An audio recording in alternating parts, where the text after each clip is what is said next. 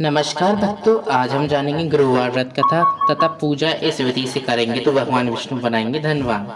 बृहस्पतिवार का दिन भगवान विष्णु को समर्पित है। कहते हैं कि जो व्यक्ति हर गुरुवार भगवान विष्णु की पूजा करता है और गुरुवार की कथा सुनता है, गुरु बृहस्पति की भगवान विष्णु से उनकी कृपा सभी परेशानियां दूर हो जाती हैं। लेकिन गुरुवार की व्रत कथा और पूजा के कुछ नियम हैं जिनकी बड़ी सावधानी से पालन करना चाहिए। आइए चलिए जानते हैं। सबसे पहले गुरुवार व्रत पूजा कथा में ऐसी बात बताई गई है जिसे मनुष्य को ध्यानपूर्वक अपनाना चाहिए। कहते हैं जो व्यक्ति श्रद्धा भाव से गुरु भगवान की पूजा करते हैं, गुरुवार व्रत की कथा सुनता है, उसकी गरीबी और कष्ट भगवान विष्णु दूर कर देते हैं। जीवन में सुख समृद्धि के लिए गुरुवार के दिन आप भी गुरुवार की कथा पढ़ें या सुनें। बृहस्पतिवार के दिन सूर्योदय से पहले उठें और नित्य कर्म से निवृत्त होकर पीले रंग के वस्त्र पहनें। इसके बाद पूजा घर में गंगाजल छिड़कें। इसके बाद पूजा घर में श्री हरि विष्णु की मूर्ति चित्र स्थापित करें। फिर पीले रंग के गंध पुष्प अक्षत चढ़ाएं।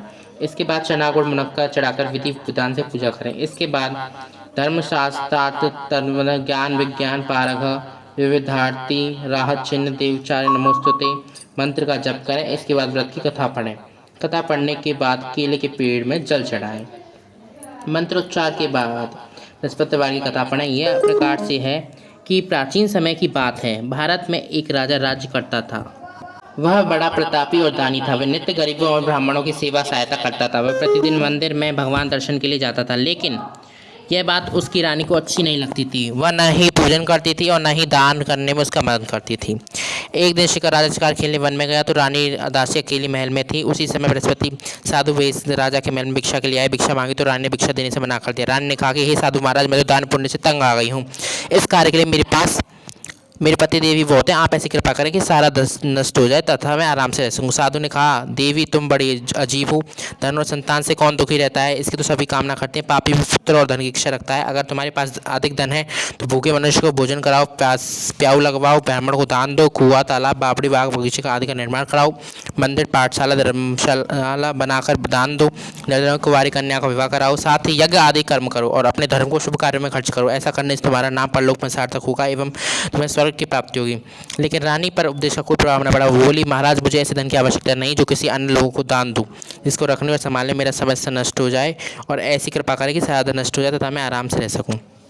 साधु ने उत्तर दिया, यदि तुम्हारी एक इच्छा है तो जैसा मैं तुम्हें बताता हूँ वैसा ही करना। बृहस्पतिवार को घर के गोबर से लीपना, अपने केशों को पीली मिट्टी से धोना, राजा से कहना है बृहस्पतिवार को हजामत बनवाए, भोजन में मांस मदिरा खाना और कपड़ा धोबी के यहाँ धुलने डालना।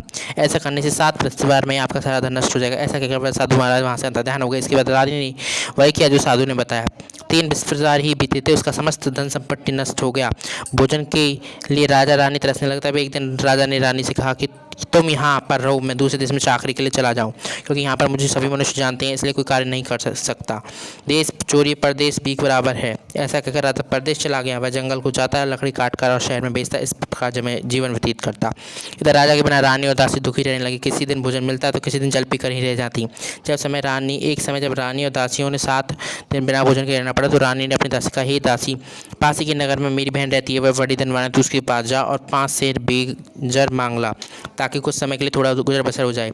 दासी रानी की बहन के पास गई। उस दिन बृहस्पतिवार था। रानी का बहन उसी समय बृहस्पतिवार की कथा सुन रही थी। दासी ने रानी की बहन को अपनी रानी का संदेश दिया, लेकिन रानी की बहन ने कोई उत्तर नहीं दिया। जब दासी को रानी की बहन ने कोई उत्तर नहीं मिला तो बहुत दुखी हुई, उसे क्रोध आया। दासी ने वापस आकर रानी को सारी बात बता दी। सुनकर रानी ने कहा, हे दासी, इसमें उसका कोई दोष नहीं। जब बुरे दिन आते हैं तब सहारा नहीं, अच्छे बुरे का पता विपत्ति में ही लगता है। जो ईश्वर की इच्छा होगी वही होगा। आप सब हमारे भाग्य का दोष है। ये सब कहकर रानी ने अपने भाग्य को कोसा। उधर रानी की बहन ने सोचा कि मेरी बहन दासी आई थी, लेकिन मुझसे बोली नहीं। इस कारण वह दुखी हो गई। कथा सुनकर पूजन समाप्त कर अपनी बहन के घर गई और कही, मैं बृहस्पतिवार का व्रत कर रही थी, तुम्हारी दासी ले आ गई, लेकिन जब तक कथा होती है तब तक न उठती है न बोलती है, इसलिए मैं नहीं बोली। कहो दासी, क्यों गई थी? रानी बोली, हमारे घर अनाज नहीं है। ऐसा कहते कहते उसकी आंखें भर आई। उसने दासी समेत 7 दिन भूखा रहने की बात अपनी बहन को बता दी। इसलिए मैंने दासी को तुम्हारे पास 5 सेर बेचर लेने के भेजा था। रानी की बहन बोली, बहन देखो, बृहस्पति देव सबकी मनोकामना पूर्ण करते हैं। देखो, शायद तुम्हारे घर में अनाज रखा हो। पहले तो रानी को विश्वास नहीं हो, परंतु बहन के आग्रह पर करने पर दासी को अंदर भेजा। दासी घर के अंदर गई तो उसे वहाँ एक बेजर से भरा मिला। उसे बड़ी हैरानी हुई। उसने बाहर आकर रानी को बताया। दासी रानी से कहने लगी, हे रानी, जब हमको भोजन नहीं मिलता तो व्रत ही तो करते हैं, लेकिन क्यों न इनसे व्रत और कथा की पूछ ही ली जाए। हम भी व्रत क्या करेंगे? दासी कहने पर रानी ने अपनी बहन को बृहस्पतिवार सब बता दिया। उसकी बहन ने बताया, बृहस्पतिवार के व्रत में चने की दाल, गुड़ और मुनक्का से भगवान विष्णु को केले की जड़ में पूजन करती हैं। दीपक जलाएं, कथा सुनाएं। एक दिन एक ही समय भोजन करें। भोजन में पीले पदार्थ का सेवन जरूर करें, इससे गुरु भगवान प्रसन्न होते हैं, अन्न पुत्र और धन का वरदान देते हैं, साथ ही मनोकामनाएं पूर्ण करते हैं। व्रत और पूजन की विधि बताकर रानी अपने महल को लौटाई। रानी और दासी दोनों ने निश्चय किया बृहस्पतिवार देव के भगवान का पूजन करेंगी। 7 रोज बाद में जब बृहस्पतिवार आया तो उन्होंने व्रत रखा। गौशाला में जाकर चना और गुड़ बीन लाए, उसकी दाल केले चट में भगवान विष्णु की पूजा की। अब पीला भोजन कहाँ से आए? दोनों बड़ी दुखी हुई, परंतु उन्होंने व्रत किया था, इसलिए बृहस्पतिदेव भगवान प्रसन्न हो गए। इस व्यक्ति के रूप में 2 थाली में पीला भोजन लेकर दासी और बोली, हे दासी, ये भोजन तुम्हारी रानी के लिए है, इसे तुम दोनों ग्रहण करो। दासी भोजन पाकर बहुत प्रसन्न हुई। उसने रानी से कहा, चलो रानी जी भोजन कर लो, परंतु रानी को भोजन आने में कुछ पता नहीं था, इसलिए उसने कहा कि तू ही जाकर भोजन कर, क्योंकि तू तो व्यर्थ में हमारी सेवा उड़ा दे। जब दासी ने कहा ऐसे एक व्यक्ति भोजन दे गया, तब रानी ने कहा, तेरे व्यक्ति भोजन दे गया होगा, तू ही भोजन कर।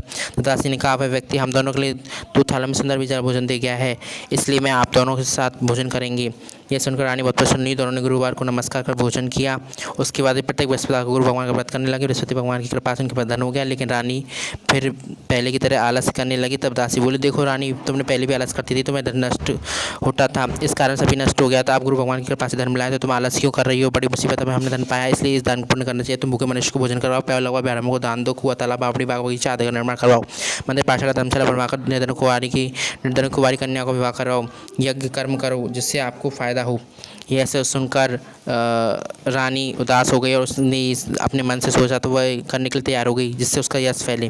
एक दिन रानी और दासी अपने विचार कर रहे थे कि राजा किस दिशा में होंगे, उनकी कोई खोज खबर नहीं है। उन्होंने सदापुरा भगवान बृहस्पति से प्रार्थना की कि राजा कहाँ भी हों, शीघ्र वापस आ जाएं। उसी रात्रि बृहस्पति देव ने राजा को सपने में कहा कि हे राजा, उठ, तेरी रानी तुझे याद करिए, अपने देश को लौट जा। राजा प्रातःकाल जंगल से लकड़ी काट कर घर की ओर चल पड़ा। जंगल से गुजरते हुए विचार करने लगा कि रानी की गलती से उसे कितने भोगने पड़े। राजपाट छोड़कर महल में जंगल में आना पड़ा, महल छोड़ना पड़ा और अपनी दशा के बाद। उसी समय राजा के पास बृहस्पति देव साधु के बीच में आकर बोले, हे लकड़ारे, तुम इस सुनसान जंगल में चिंता में बैठे हो, मुझे बतलाओ। यह सुन राजा के नेत्रों में जल भर आया। साधु की वंदना कर राजा ने अपनी संपूर्ण कहानी सुना दी। महात्मा दयालु थे। वे राजा से बोले, हे राजा, तुम्हारी पत्नी ने बृहस्पति देव की प्रति अपराध किया था, जिसके कारण तुम्हारी यह दशा हुई है। अब तुम चिंता मत करो, भगवान तुम्हें पहले से अधिक धन देंगे।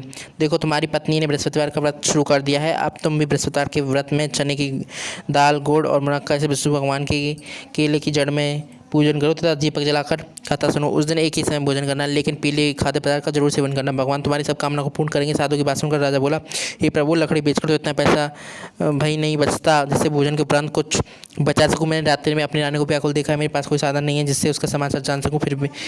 फिर मैं कौन सी कहानी कहूँ, यह भी मुझको मालूम नहीं है। साधु ने कहा, हे राजा, मन में बृहस्पति भगवान की पूजन का निश्चय करो, वे स्वयं तुम्हारे लिए कोई ना कोई राह बना देंगे। बृहस्पतिवार के दिन तुम रोजाना मनोवांछित फल की प्राप्ति होगी। इस प्रकार जो भी इस कथा को पढ़ता है, सुनता है, उसके सभी मनोरथ सिद्ध होते हैं। इस प्रकार मिलते हैं आपसे नई वीडियो में। जब तक के लिए लाइक, शेयर, सब्सक्राइब, धन्यवाद। अब मिलते हैं आपसे ऐसी नेक्स्ट वीडियो में। जब तक हमारे चैनल को सब्सक्राइब कर लें और वीडियोस के लिए ऐसे